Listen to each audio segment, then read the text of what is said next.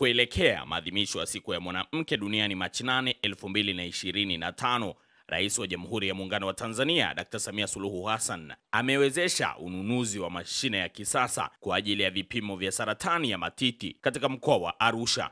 Mashine hiyo iliyogharimu mamilioni ya fedha imewasilishwa na kukabidhiwa katika kitengo cha radiolojia katika hospitali ya rufaa ya mkoa wa Arusha ya Mount Meru kama ambavyo inaelezwa. Kwa majina naitwa Dr. Edward Joseph Fexi.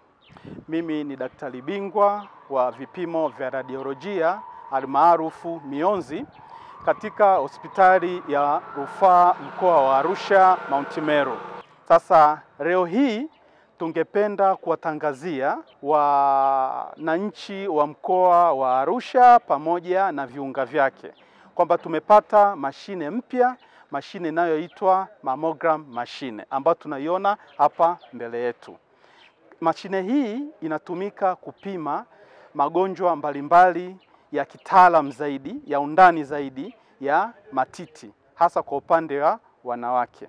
Kama mnavyofahamu, wiki hii ni wiki ya maadhimisho ya wiki ya wanawake duniani, na tunaelekea kilele chake tarehe 8 mwezi huu hapo Jumamosi. Hivyo kupitia maadhimisho ya wiki hii, serikali ya Jamhuri ya Muungano wa Tanzania kupitia rais wetu Dr. Samia Suluhu Hassan ameweza kutuletea zawadi hii kwa wananchi wa mkoa wa Arusha na viunga vyake. Zawadi hii ya mashine ya kisasa inaitwa mammogram machine.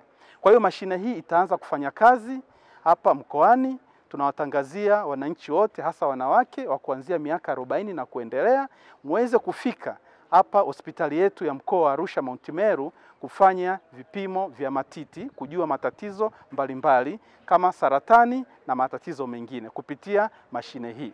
Wataalamu tunao, eneo tunalo na mashine tunayo. Kwa mkoa wa Arusha kipimo hiki hakikuwa kinapatikana kwenye hospitali ya serikali, na wananchi ambao walikuwa wanakuja kupata kipimo hiki walikuwa wanatumwa kwenda hospitali ya kanda ambayo ipo mkoa wa jirani, mkoa wa Kilimanjaro. Hii ni hospitali ya KCMC. Lakini upatikanaji wa mashine hii sasa itaweza kurahisisha huduma hii, na hivyo hawataenda tena maeneo hayo.